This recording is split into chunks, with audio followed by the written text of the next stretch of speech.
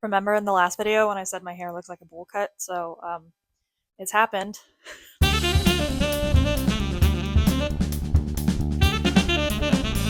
I don't know how to start this video besides, I hate my hair. I've seen people put their microphone on like spatulas and stuff, so I was like, well, what should I put mine on? I tried a crochet hook, but it didn't really work, and I was just like, hey, my book! Welcome to the new year, new me. Nah, not really. I don't do that. I try to set goals and then fail miserably, like, most people. This is gonna be what it's gonna be, and hopefully it'll be like a combination of things. I don't know. Remember when I said I was making granny squares for every book that I read? Well, I'm gonna show those to you, but it'll be through many days because I've only made up until like March or April. I have a lot of books that I need to make granny squares for. I think I have read 40 books in 2025. I'll have to look that up. Oh no, things are happening that you can't see. Mostly because I don't have a microphone that is more than $20. This is my work in progress bin basket thing. Yes, there's a tissue box in it because I'm trying to make a tissue box holder. Oh no, I lost a sock. Welcome to the floor. Scoochie on over here. You can't even see the... Oh, lost another sock. Screw it. The socks are there because there's holes in them, and so I wanted to crochet holes. No, I wanted to crochet the holes if I could. I don't know. I still need to learn how to make socks because I have a bunch of like really thin cotton yarn. I have shown the Yo Gabba Gabba sweater before, and you can see that it has been unraveled. My husband doesn't wear it. Well, he can't wear it now, but he doesn't wear it because he looks like the Yo Gabba Gabba puppet, and then also it expanded. So, stretched out. That's the word I'm looking for. This is a waffle, and I need to stitch the butter on it, but I also don't know what I'm gonna make from it. What do I do with this? I was gonna make like a Kindle cover, but it's like an awkward size. The tissue box that I said, because I'm making a tissue box cover, so I need to finish that. Let's organize of, am I actually going to do it versus I'll get to it when I get to it. The yarn is just unraveling. Socks, I'll get to it when I get to it. Waffle is, I don't even know what I'm doing with it. Those are over there. Tissue box, I can finish this. This bag is, actually I'm not going to show you what's in it because I don't want to show you it until it's finished. I will put it over here because it will get finished. It's going to be a big market piece. This is a granny square that I just need to unravel. Oh, here's a really bad dog that I kind of made up a pattern for. Was I following a pattern? No, I most definitely was not following a pattern. I don't know. I wanted to make a sitting dog so that I could put them in the cups, and they're called pup cups. So I am making pup cups, but I have a better dog pattern. This is gonna be turned into a pug, maybe? I don't know. I'm gonna put that over there. I love how I started this with, I'm gonna show you the granny squares, and I just ended up showing you my work in progress bin. Most of this is I don't know what to do with right now, and that's what the bin is for. This is not even crochet. This is a bunch of cut up Twilight stuff, and I was supposed to finish it before Christmas, and by finish it I mean it's got like empty space, so I was just supposed to cut up more pages, but I didn't. This was going to be a scrap yarn rug. I already made a rug over there, and I don't like how it looks. So this is definitely going to be, I don't know what to do with, because do I unravel the yarn or do I keep this? I'm not going to show you what this is. I will tell you what this is. This is a hopscotch rug, but I still need to make numbers on it. So I will put that in. I'll finish it eventually. This cup, again, it's for my pup cups, but I don't like the colors, so I don't know what to do with. That's just stray yarn. It's just stray yarn for cats. Ah, yes, the Slytherin scarf that is very badly made because I had like just learned how to crochet, didn't weave in my ends properly. So do I unravel this or do I keep this really, really badly made scarf? So I don't know what to do with.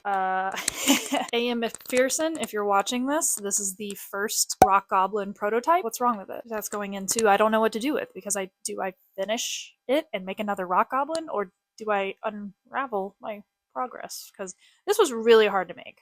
This is yarn that I got on Facebook Marketplace, and the person that crocheted this like started it, and I was like, oh, that's a really cool pattern, but I don't know what to do with this. Like, I don't want to unravel it because I didn't make it, somebody else made it. Same with this, it's the same stuff. Really cool design. So I either find the design and continue it, or I unravel the work. but I don't want to do that. All right, we finally made it to the squares. They're on the bottom because here's my blocking board. Let's see how many squares I made. 15 squares. If I read like 40 books, then what's that math? 30, no, 25 to go. So not even halfway there. Let's make some squares. Okay, it's on a crochet hook. I read 35 books, almost 40. I think my original goal was 12 because I just wanted to read one a month. And then when I hit 10, I changed that to 24. So 2 a month. And then I read 35. So that's awesome. My longest book was Brandon Sanderson, Wind and Truth. If I did not use the audiobook, I don't know how I would have gotten through that. Let me just readjust really quick. That's better. Yeah, it was just slightly too low, and Robert was pissing me off. My shortest book was only 49 pages, and that was Intrapeloop and Other Poems, which I have not made a square for. But the squares that I have made, maybe I should move this lamp. Compound 26 by Krista Street. I think my review was Had Potential, Got Meh. Summertime in the Ranch by Carolyn Brown. The reason this looks different is because it's from the book. I actually don't know. I think I just donated that. Oh, Love Drunk Cowboy. Yeah. I found that in a thrift store and then I gave it back to the thrift store. This is what that book looked like, and it had Summertime in the Ranch novella inside. The Dawn of Peace by Rebecca Hefner. I read this on audiobook and I was very disturbed. I think I would have had a better experience if I was just reading it with my own head, but because I had to listen to it, I was creeped out by the smut. I'm not a smut reader. The Subtle Art of Not Giving a Fuck by Mark Manson. This was fantastic. Everybody should read this, unless you don't like the F word. Obviously, he uses it a lot, but very good advice. Bram Stoker's Dracula. Very, very good. I listened to it. It wasn't even audiobook. It was like a guy reading it on YouTube. He just had a fantastic narration. So I listened to that and then followed along with the book that I had. Tress of the Emerald Sea by Brandon Sanderson. This was fantastic. Also read on audiobook, but then I bought the book right after because I have to have it on my shelf. I loved it. It's if the Princess Bride was flipped, like she had to go rescue Wesley. And it's on a book. It's on a boat. It's on a boat. That's what I meant. So of course I'm gonna read it because pirates and books and boats. Just imagine a bunch of books floating in the water. Anyway. Great book. The Spark and the Grind by Eric Wall. This I picked up at the dollar store. It says Ignite. There we go. Couldn't read. Ignite the power of disciplined creativity. Picked it up in the dollar store. Wanted to get my creativity back. Wanted to get my motivation back, really. And this took me years to read. I started it in like 2023, I think, and then I finally finished it in 2025. I had to reread everything that I started in 2023. Yumi and the Nightmare Painter, also by Brandon Sanderson. So Tress and Yumi, and then we'll get to the third one. Those are all the 3 that he wrote during COVID. So, you know, I just published The Lightning Bride. He wrote 3 books. So that's cool, Sanderson. Way to make me feel bad. Anyway, this was a great book. Beautiful cover. I mean, the purples and the blues. I loved it. The Mind Body Toolkit by Kim Duramo. D.O. She's a doctor. This is just like the power of the mind can overcome illnesses and stuff. Like basically, if you think you are sick, you will get sick. But if you think I am well, I'm healing. My mom actually recommended me that book. Here's a third of Brandon Sanderson, The Sunlit Man. This was okay. I don't know why I wasn't a fan of it. It was alright. This was also alright. The Watery Part of the World by Michael Parker. So this was like what happened to Theodosia Burr, Aaron Burr's daughter. Historically, she got on a boat and it got attacked by pirates or shipwrecked or something, and they never found her again. So this was a creative, like, what happened to her. It had potential, and then I think the point of the book was that the characters in it don't change. Like, they're just stuck, and I didn't like that because I like character growth. So, Deceptive Calm. I'm not going to say much about this. This was the worst book I've ever read. So bad. I'm just gonna. The Ostler's Boy by Megan Alexandria. I had a review on this, so you can check that out. Somewhere. Below. Above. Beyond. I don't know. The Giver by Lois Lowry. I had not read this as a kid. I know they made it into a movie, so I always like to read the book before the movie. Still haven't seen the movie. It was good. Again, it had potential. I didn't realize there was going to be like kind of magic in it. The way that he gives to his apprentice, I thought was just going to be like 3 books, but it had like a supernatural effect to it. So that kind of like took me out of it. But I'm always a sucker for a good dystopian society. And then the last square that I have made, but not the last book that I have read, is actually, oh, that's the Brandon Sanderson. I'm like, where is that? Brandon Sanderson, Wind and Truth. I wonder if the reason this is the last square that I made is because it was so big and I just kind of gave up. It just destroyed me by being 1,300 pages long. And I'm like, you know, it only counts as one square, one book read, even though it was like 3 books in one. All right, let's make some squares. The next book that I read after Brandon Sanderson. Oh, I missed one. Oh, I don't have the actual date in it. Yeah, it looks like I finished Wind and Truth July 30th, and it just says July, but I read Brandy, Dame of the Caribbean. This was fantastic. This was the second book. I didn't read the first one by accident, and so then the second one, it had like a synopsis of what happened in the first one, and so I could easily like go forward. Basically, it was like Game of Thrones on the seas, and I will definitely be making a full review about this book because you know me, I love nautical fantasy. I wrote it. So it was great to read another indie author who wrote nautical fantasy, and I loved it. Plus politics, Game of Thronesy. Very, very cool. So let's make that book, aka the square. Man, she's got this like fiery orange red hair. We have bright blue, I think I have that color yarn for the sky, and then we have dark blue navy that I definitely have because I have it in the square for the sail, gold for the lettering. Let's get some white in there for her blouse and the clouds, and then some browns. So the way that I do my squares is they're kind of like a star, I guess, main color in the middle, which will probably be her hair. So the gold will definitely be big, and then the blues will definitely be big. So that navy might be on the outside, followed by the blue next to the navy because that's how it is on the book. So I try to, you know, look at the book and look at the square, and it's like, if you see the square, do you see the book? Welcome to my messy closet. Now let's find her hair.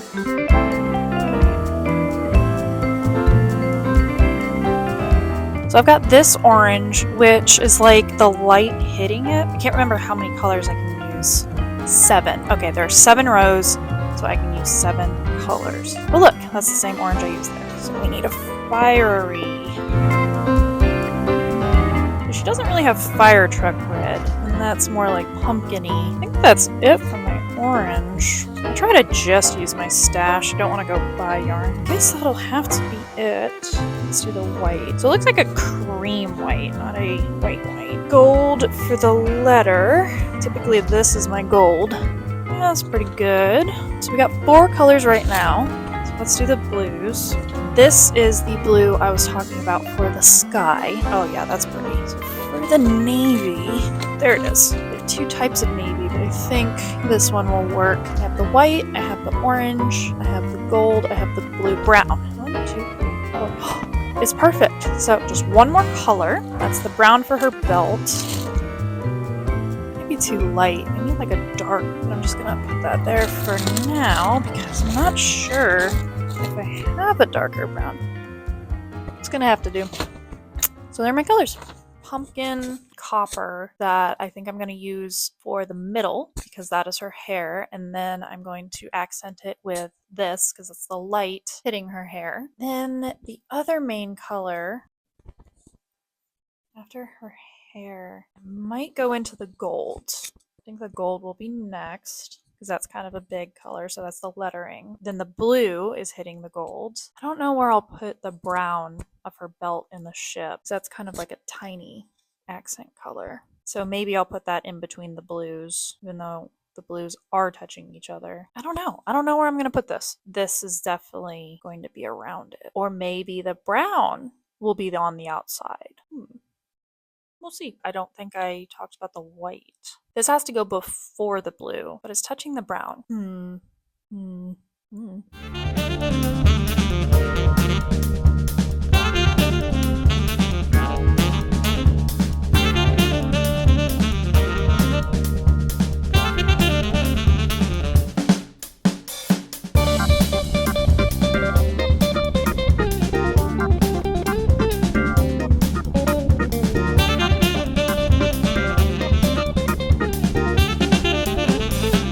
Okay, different day, and you can tell by the blue sweater that I'm wearing. I almost did wear my other sweater because it's just so cozy, comfy, but I wanted you to see that it is In fact, a different day. And fun fact, I was watching Home Improvement with my husband, and Tim Allen's character was wearing a sweater just like this. So I was like, hey, I've seen that before. But anyway, I've finished my squares, and yes, plural squares, because I completely forgot that I read a book after Ostlers and before Brandy. Don't come for me, I still use Goodreads, and the reason that I forgot about it was I didn't put it on Goodreads to track it. It doesn't have a cover on Goodreads, so I had to search far and wide, aka on the Zon, to find the cover to make the square. Did I say the book's title? It's Working from Home, Making It Work for You by... one second. Thomas Inglblom. I am so sorry. I cannot pronounce that. People always ask me how I pronounce my name, Goldblum or Goldblum. I always tell them the same thing. How dare you speak to me? PhD. I have issues with pronouncing words. It's on the screen. Sorry, Dr. Inglblum. Sorry, Dr. Thomas. Anyway, this was an indie book. And here's the square. I didn't record myself making this because this took a while. I didn't have the exact blues and the exact teal, so I just kind of put it all together and hoped it looked good. I'm still not really happy with it, but after 3 attempts, I just said screw it, and it is what it is. There are a couple squares I'm also not happy with, like the watery part of the world. I don't like the white around. There's like too much white, but I'm not gonna go over and redo it. It is what it is. Also, remember that scrap yarn rug, the work in progress from my bin. Why am I doing this with my finger? I'm so sorry. Sorry, I had to get it out. I had to stem it out. Neuro spicy. Remember that scrap yarn rug from my work in progress bin? Well, I figured out what I'm going to do with that, and that's unravel it, because I needed to steal the teal from it to put the teal in there, because I don't have any more teal. Stole all that to put here for the title. I'm not going to do a full review because it was nonfiction, and I do fiction reviews with my 5-star reviewing system of plot and characters, and obviously there's no characters in this book, but there was a plot. It was a lot of information that I already knew because I work from home, but I gave it a chance because 1, I love to support indie authors, and then 2, I wanted to see if there was anything else that I could learn. It is really good advice if you don't know it, or if you start working from home. Highly recommend to learn how to separate your work life from your personal life. I learned that the hard way. So that's this book. Now let's go into Brandy, Dame of the Caribbean, written by Dan E. Hendrickson. So here's my square. It is a little different than what I said I was going to do. I figured out what to do with the brown. I put it here because it looks like the little X's of her belt. And then I'm very happy with the hair in the middle, and then the white of her shirt. And then I put the gold in between the blues, and I changed the blue at the last minute to this cobalt. Very pretty. It's not an exact match, but I think it looks better than the navy. I think the navy was too dark. And also the yarn name is Ocean, so I think that's a little perfect. Into the review. So a refresher of my 5-star rating. That's plot, characters, originality, writing style, and overall enjoyment. For plot, gets a full star. Like I said before, it's very Game of Thrones. It's got the politics on the seas. So there are nobles and political people of power plotting with the evil people, and then they're also teaming up with like pirates to take out Brandy, but then there are people on the council who's like the father-in-law to Brandy because she married a Navy man. So they're all intertwined, and it's a really intriguing plot and cast of characters. So I'm gonna go straight into characters, which also gets a full star because they're all intertwined. The characters and the plot, they're the same. Basically, the intertwining web of the characters make the plot. And there was a large cast. But obviously the main character was Brandy, and she is the Dame of the Caribbean, and there's a reason for that, and I don't remember what it was because I read the book a very long time ago. Writing style is a half a star because it was written in 3rd person present, which I wasn't a fan of. It read very script-like, so in that, it would have been a great screenplay. I could absolutely see this as a TV show, like Black Sails. It would have been great. It was good for the action, like Brandy swings her sword, but also it just gave off like I was reading a script. If it's present tense, I'd rather it be first person, but the action was fantastic. So that's why writing style gets, half a point. It's not a full point off. I didn't absolutely hate the writing style because it was good kept me on the edge of my seat reading the action scenes because it was in the present tense. Originality, I also gave a half a star because I can relate it to Pirates of the Caribbean, Black Sails, Game of Thrones. Like I've said before, it's very hard to be original. I have given a full star for originality for a couple books, like Werewolf Cops. But for this, because it was like historical fiction, if it reminds me of something else, I tend to not give originality for it, but that wasn't saying it wasn't original. I don't know what I'm saying here. It was half a star. But overall enjoyment gets a full star. I loved it. Like I said, I love nautical fantasy. I love pirates and action and that stuff. Sword fights.